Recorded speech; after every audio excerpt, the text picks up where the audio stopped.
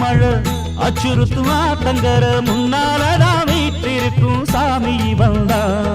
கண்ணால் அந்த கட்டிக்கல பிள்ளை குட்டி பெத்துக்கல எல்லாருக்கும் காவல் நிற்கும் ஈசன் மகந்தா